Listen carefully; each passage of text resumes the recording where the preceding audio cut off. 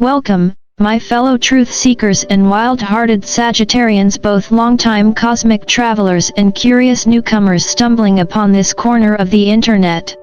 This is Zodiac Talks Tarot, where we don't just read the stars, we translate them into something your soul can actually use. And if you're here, it's no accident. Whether you clicked in out of curiosity, intuition, or because the algorithm clearly knows your birth chart better than your best friend, I'm telling you something deeper brought you here. Now, let's talk Sagittarius, and let's talk timing. If you've been feeling this strange magnetic pull to cancel plans, mute the group chat, or stare at your ceiling like it's a portal, you're not being antisocial, you're being spiritually recruited. As someone who's spent over a decade immersed in astrological research, psychological archetypes, and more than one ancient Buddhist scripture scribbled on a napkin, I can say with certainty, when a Sagittarius goes silent, the universe is whispering. And the last 3 days of May? They're not just days, they're sacred thresholds. From May 29th to 31st, the cosmos doesn't want your productivity, your Pinterest vision board, or even your manifestation playlist. It wants your presence. These are what I call liminal days, that quiet space between energetic chapters where realignment happens if you let it.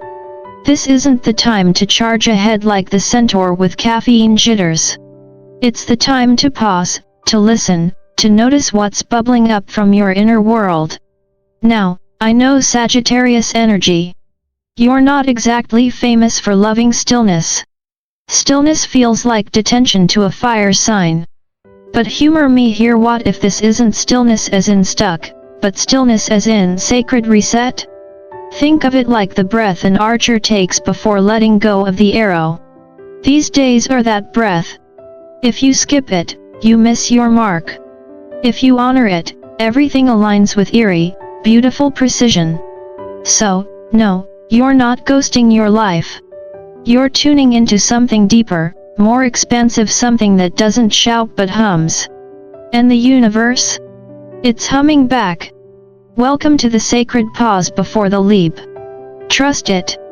Let's get something straight. Sagittarius silence isn't some void you have to fill with productivity, playlists, or frantic texting. It's preparation. And these final days of May aren't just about stepping back from the noise, they're about leaning into the whisper. I know.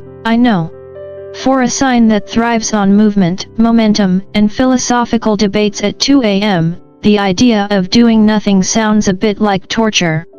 But let me offer you a shift in perspective from one lifelong astrologer and psychology nerd to another fire-lit soul. Silence isn't absence. It's invitation. The universe rarely sends messages in full-blown PowerPoint presentations. It prefers subtleties. A flicker of déjà vu. A sudden memory. That weird feeling you get in your gut when someone says the right, or wrong, thing. And in the final days of May, the veil thins just enough for you to pick up these signals if you're quiet enough to hear them. Buddha once said, "In the silence of the heart, the truth speaks." These aren't just poetic words on a monk's coffee mug, they're a spiritual law. When you shut out the external noise, the internal compass kicks in. And guess what? That compass has been dying to talk to you. Now here's where it gets even more fascinating and weirdly specific.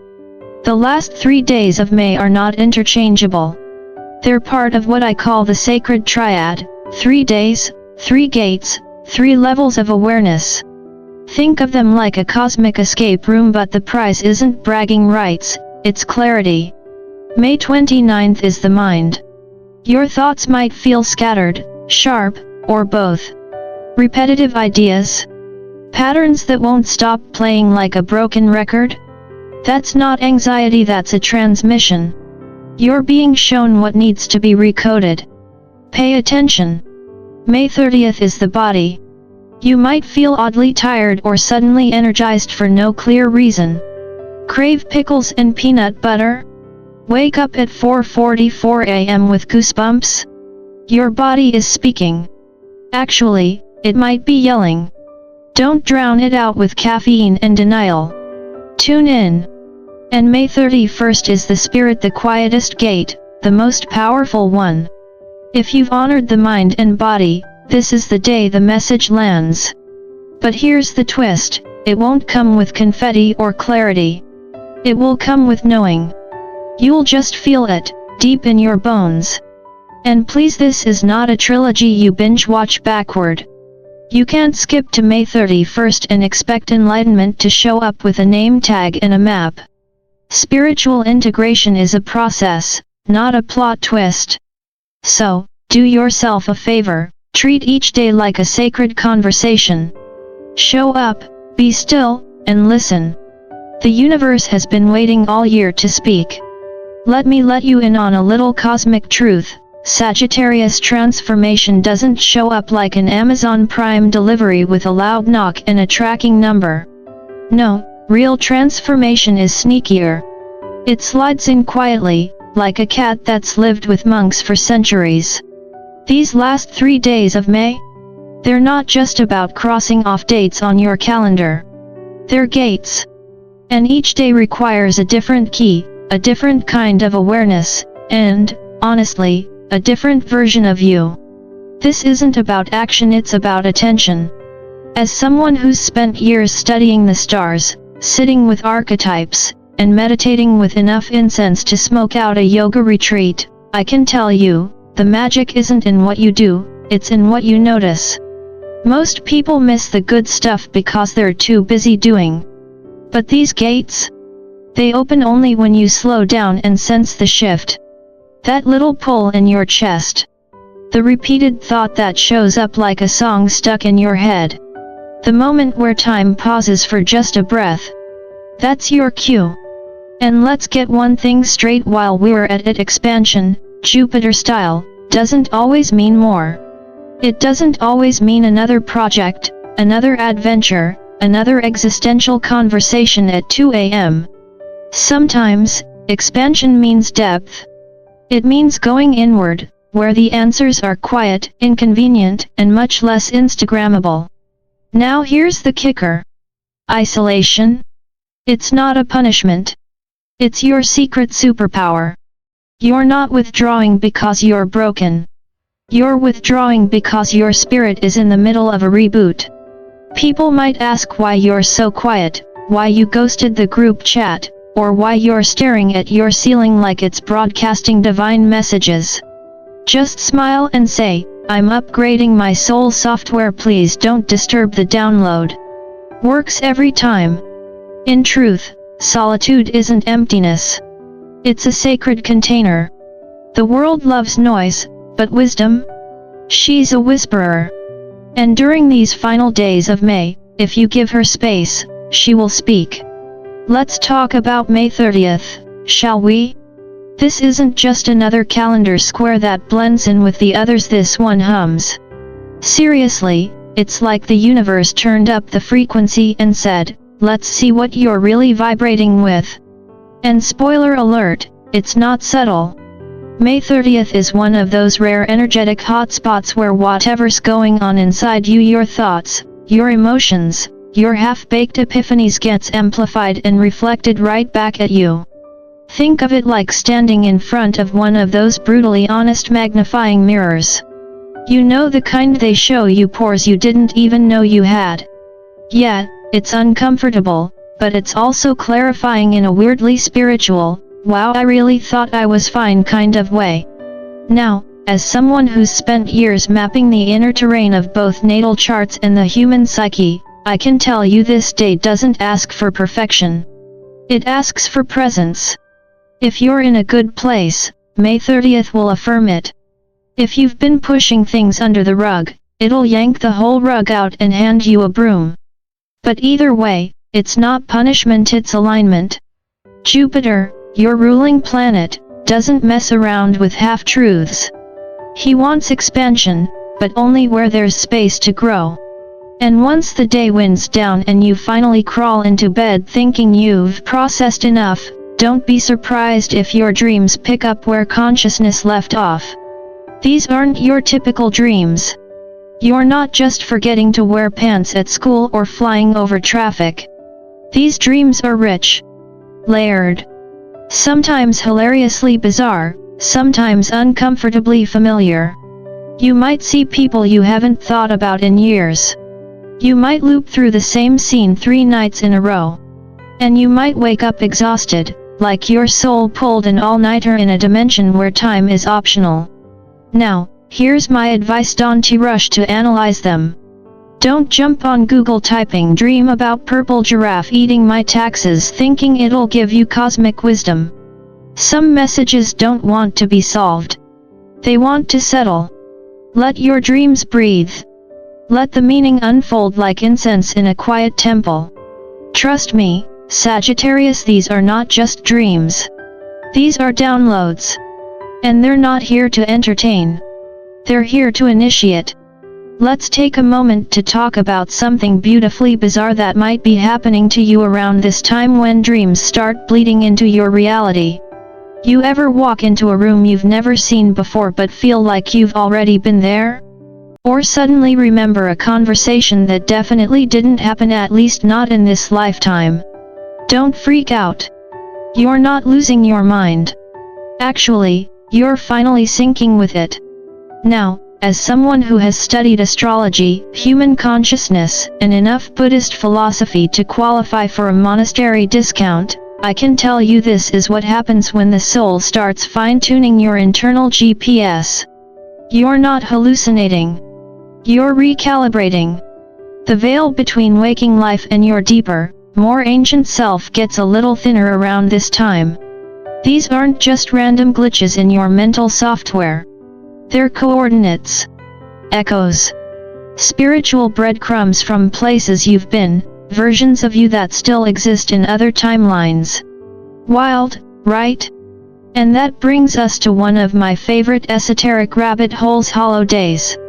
Some ancient civilizations, from the Mayans to early Egyptians, believed there were days that didn't belong to time. Days that weren't part of the regular flow. They were unanchored, sacred, and meant for restoration and reflection, not action. If you're wondering what that feels like, May 29th to 31st pretty much nails it. Time may feel like it's stretching, looping, or just gently floating sideways. You'll check your phone thinking an hour passed, but it's been 5 minutes, or vice versa. This isn't a bug in the system, it's a feature.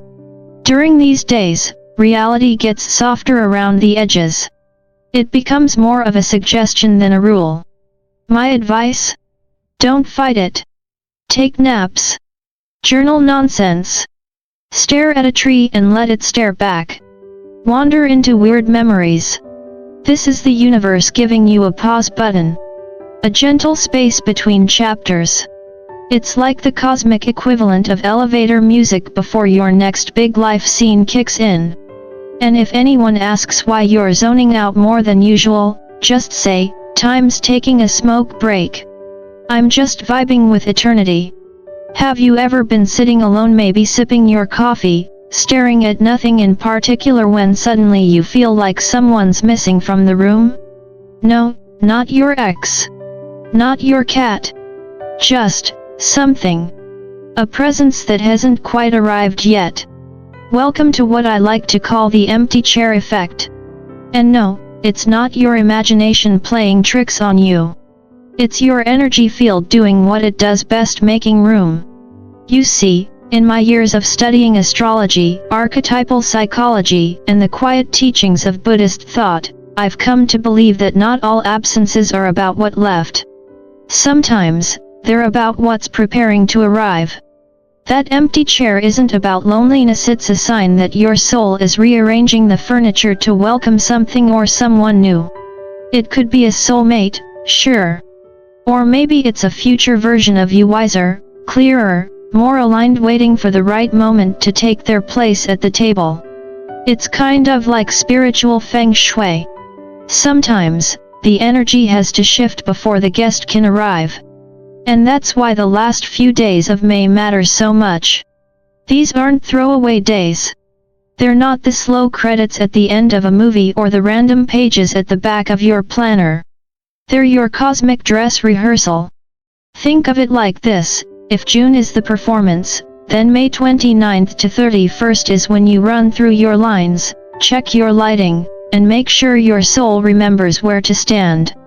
The curtain's about to rise, and the universe doesn't do retakes. So if you find yourself feeling quiet, introspective, or unusually pulled inward, congratulations. You're exactly where you're supposed to be. Don't rush through these moments. Don't reach for distractions. The stillness now ensures your alignment later. And alignment? That's what allows life to unfold in those uncannily perfect, almost eerie ways where timing feels too right to be random. And now, my dear Sagittarius, as we close this chapter together, I'll leave you with this final nudge. If something in this message stirred a memory, a feeling, or a strange sense of calm you can't explain, that's not just coincidence. That's your spirit saying, I hear you. And it's my absolute honor to be here for that whisper. So if you found value in this, go ahead and give the universe a little signal back, like this video, share it with another soul who might need to hear it, and subscribe to this channel, Zodiac Talks Tarot. I promise, we're just getting started. And above all, remember, not all silence is empty.